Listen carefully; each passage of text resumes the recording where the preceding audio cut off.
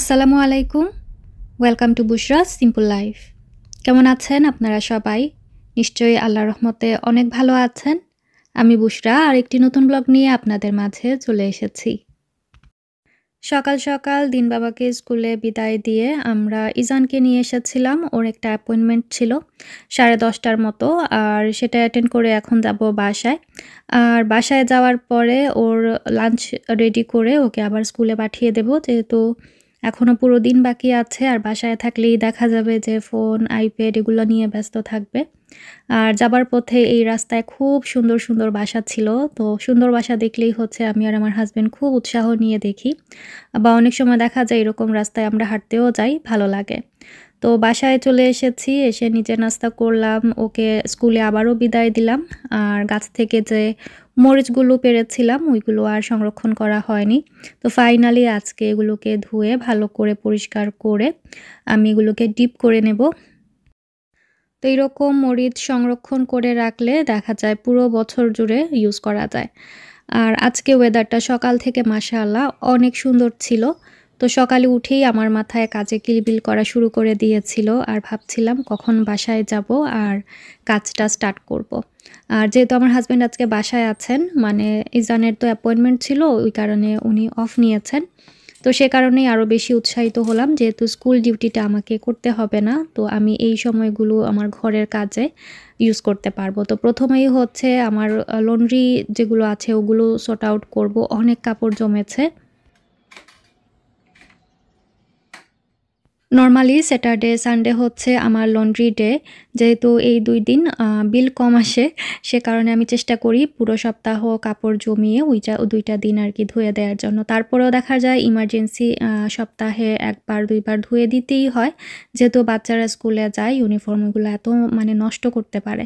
তো গতকাল রাতেও আমাকে কাপড় ইমার্জেন্সি ধুয়ে দিতে হয়েছে, তো সেগুলো আমি ড্রায়ারে দিয়ে দিয়েছিলাম। তো আরও ২ ব্যাচ কাপড় নিয়ে একসাথে এখন ফোল্ডিং স্টার্ট করেছি। প্রথমে ভেবেছিলাম যে না, ফোল্ডিংটা করব না, মায়েদের রুম যেহেতু এখন খালি আছে ওইখানে সব নিয়ে রেখে দেব, আর বাকি যে কাজগুলো আমি করতে চাইছি ওইগুলোতে ফোকাস করব। পরে ভাবলাম যে না, ধরেছি যখন মানে শেষ করেই ফেলি। তো ওকে বললাম আমি যেগুলো ফোল্ড করেছি আমাকে একটু উপরে নিয়ে দেওয়ার জন্য। আর আমার কাছে মনে হয় যদি এরকম বেশি কাপড় জমে যায়, তখন বড় বড় যেগুলা থাকে ওইগুলো যদি আগে সর্ট আউট করা হয়, তখন কিন্তু কাপড় ফোল্ড করাটা অনেক বেশি ইজি মনে হয় আমার কাছে। যেহেতু ছোট ছোট কাপড়, ওইগুলো যদি আগে কাপড় ফোল্ড করা স্টার্ট হয় তখন বিরক্ত লাগে। আর বড়গুলো সরিয়ে নিলে তখন দেখা যায় ছোট ছোট কাপড়, মানে বাচ্চাদের বা নিজের ছোট ছোট যে টি শার্টগুলো আছে, মানে খুব তাড়াতাড়ি হয়ে যায়। তো এই তো আমি খুব তাড়াতাড়ি আজকে কাপড় ফোল্ড করলাম, কাপড়গুলো জায়গায় জায়গায় রাখলাম। তার মধ্যে জোহরের নামাজের আদায় করার সময় হয়ে গেছে। তো এখন কি করি, নামাজটা টাইম মতো আদায় করার চেষ্টা করি। আগে দেখা যেত যে কাজ শুরু করলে ভাবতাম যে না, হাতের কাজ সেরে নেই তারপরে নামাজ আদায় করব আরামসে, বাট এখন সেটা আর করি না, যেহেতু দেখা যায় অনেক বেশি দেরি হয়ে যায়। তো এই তো এখন নামাজ আদায় করে চলে এসেছি গার্ডেনে, আজকে মেইন যে কাজ করব সেটার জন্য আর কি। তো এসে দেখলাম আমার হাজব্যান্ডও অলরেডি গার্ডেনে চলে এসেছেন। তো গাছের পাতা তো সব ঝরে গেছে, তো ও ওয়েট করছিল ব্রাঞ্চগুলো কেটে দেওয়ার জন্য, যেহেতু নেইবারদের বাসায় চলে যায় যখন পাতা চলে আসে। তো এই তো এখন আমিও লেগে পড়েছি কাজে। আজকে আমার প্ল্যান হচ্ছে আমি পুরোটা বাসা পানি দিয়ে ক্লিন করব। তো আমি পানি নিয়ে নিয়েছি আর বেশি করে ডিশ সোপই দিয়ে দিয়েছি। এই ডিশ সোপেই দেখা যায় পুরোটা বাসা এত সুন্দর ক্লিন হয়, আমার এক্সট্রা করে আর কোনো স্প্রে ইউজ করতে হয় না। বাইরে ঝলমলে রোদ থাকলেও প্রচুর ঠান্ডা আছে আজকে। আর আমি একটা মিস্টেক করেছি, পানিটা একটু গরম নিলে ভালো হতো। এত ঠান্ডা পানি, আমি তো হাত দিয়ে মনে হচ্ছিল হাত একদম আইস হয়ে যাবে এইরকম।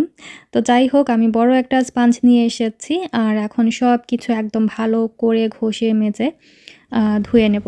লাস্ট ইয়ার করেছিলাম সামারে, এবছরও সামারে করার প্ল্যান ছিল, বাট নানান ব্যস্ততায় আসলে সামার তো চলে গেল, প্লাস হাফ সামারে তো আমি বাসায়ই ছিলাম না। তো যাই হোক, আমার প্ল্যান ছিল যেটা সেটা করতে পারছি। আমার তো অনেক বেশি ভালো লাগছিল, একোসিলায় পুরোটা বাসা আমার ক্লিন করা হয়ে যাবে।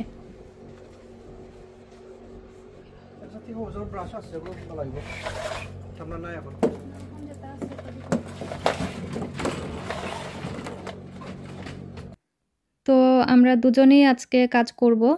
আর ও হচ্ছে মেইনলি গার্ডেন ক্লিন করবে, ঘাস কাটবে, তারপরে আরো পাতা-টাতা আছে চারিপাশে ওইগুলো ক্লিনের কাজ আরকি। আর আমি হচ্ছে পুরোটা বাসা সাবান পানি দিয়ে ধুবো। তো এই কাজগুলো দেখতে যতটা সহজ মনে হচ্ছে আসলে এত সহজ ছিল না ঠান্ডার সময়। তো আমার সবকিছু ঘষা মাজা শেষ। এখন ভালো করে পানি দিয়ে আমি এগুলো ওয়াশ করে নিচ্ছিলাম। আর তারপরে হচ্ছে উইন্ডো যে ভ্যাকুয়ামগুলো থাকে ওইগুলো দিয়ে আরকি ড্রাই করে নেব।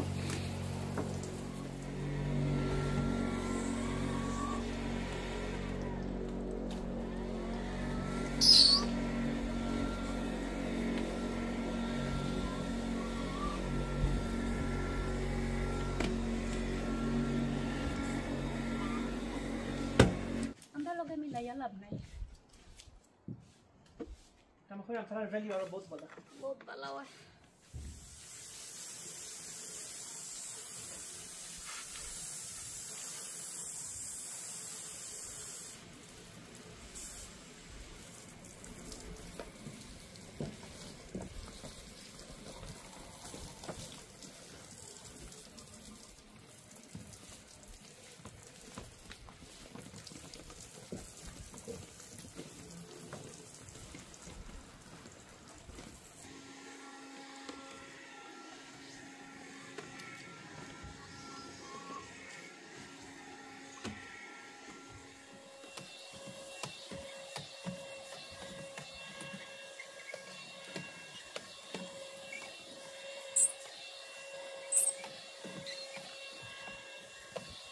কোনো কাজই আসলে সহজ না। সব কাজেই কষ্ট আছে।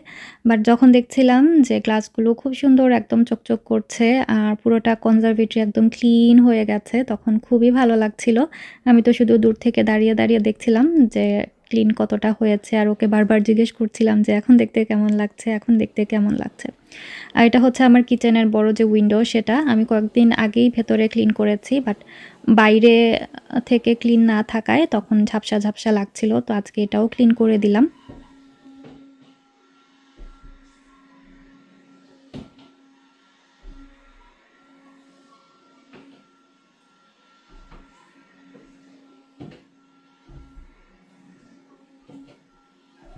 ও হচ্ছে ওর কাজ করে যাচ্ছে গার্ডেনে আর আমি আমার কাজ।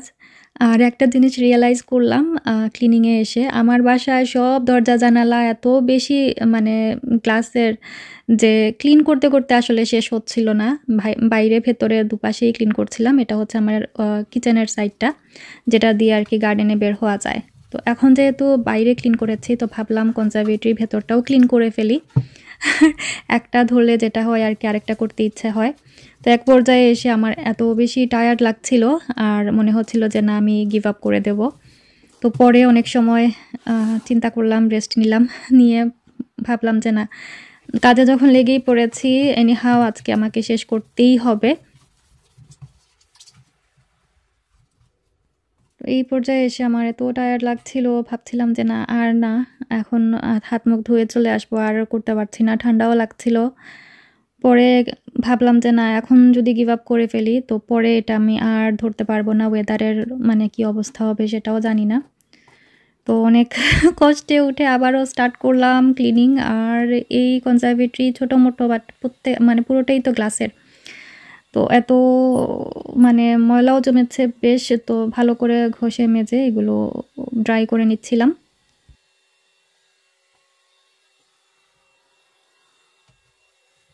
আজকের এই ক্লিনিংটা আমি পুরোটাই রেকর্ড করেছি যেহেতু এটা আগামী বছর আমাকে মোটিভেট করবে আবারও ক্লিনিং করার জন্য।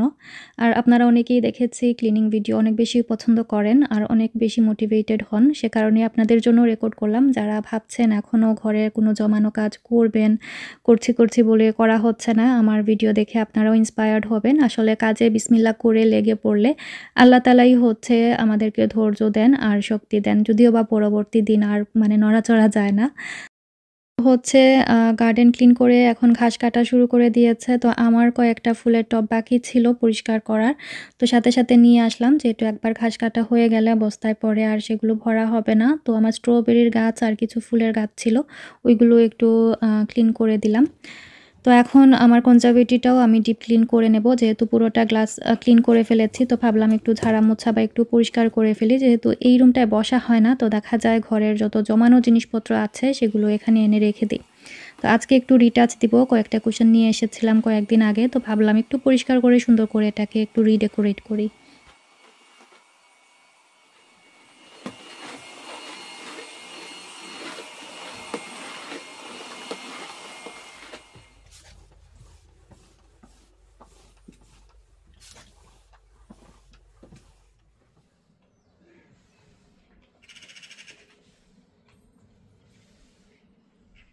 তো মাশাআল্লাহ গার্ডেনটা পুরা পরিষ্কার হয়ে গেছে। খুবই সুন্দর লাগছিল দেখতে। একটা শান্তি, শান্তি কাজ করছিল ভেতরে। ওর কাজ শেষ। ও এখন শাওয়ার নিতে চলে গেছে। বাচ্চাদের স্কুল থেকে আনারও টাইম হয়ে যাচ্ছে। বাট আমার কাজ তো শেষ হচ্ছিল না। আমি চাচ্ছিলাম যে ও বাচ্চারা বাসায় আসার আগে আমার হাতের কাজগুলো আমি সেরে নিব। তো আমি একটু হেঁটে দেখছিলাম, খুবই ভালো লাগছে। এই পাশে পুরোটা ঘাস, তারপরে এই যে একটা পাশে এখানে এত বেশি পাতা পড়ে নেইবারসদের, তো পুরোটা ফেক ঘাস এখানে, বাট একদম লাল হয়ে থাকে পাতা ঝরে পড়াতে আরকি। তো এই তো পুরোটা গার্ডেন একদম সুন্দর হয়ে গেছে, খুবই ভালো লাগছিল।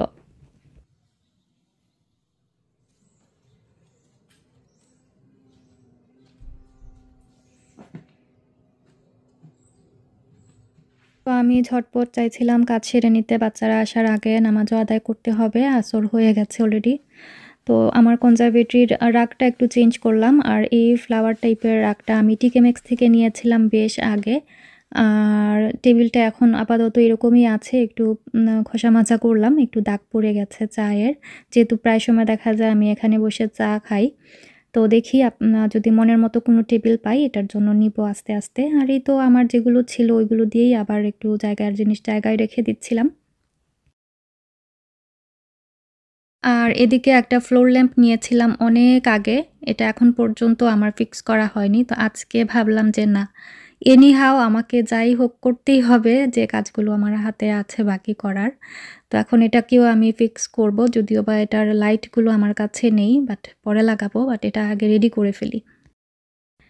এত কাজ করলাম আর হাত কাটবো না সেটা তো হতেই পারে না। আমি যখনই যে কাজ করি না কেন আমার হাত কাটতেই হবে। আর হাতের অবস্থা দেখুন ড্রাই হয়ে একদম ফ্লেকি হয়ে গেছে। মনে হচ্ছে বুড়ো মানুষের হাত আরকি।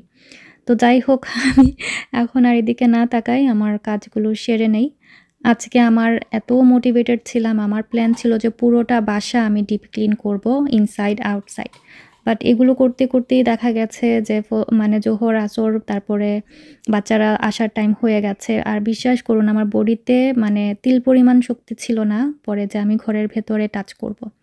তো যাই হোক এখন সন্ধ্যা হয়ে গেছে। আমি এর ফাঁকে বাচ্চাদেরকে খাওয়ালাম, নিজে খেলাম, এত খিদা পেয়েছিল।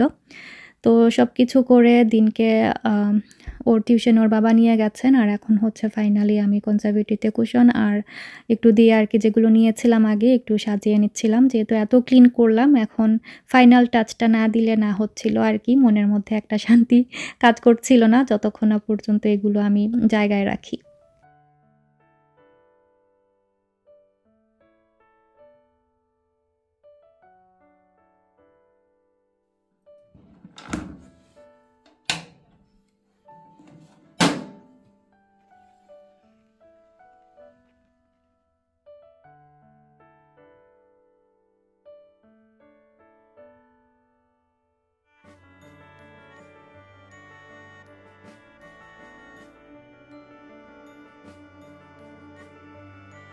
সবকিছু পরিষ্কার পরিচ্ছন্ন থাকার পরের যে একটা ফিলিংস সেটা আসলে অন্যরকম।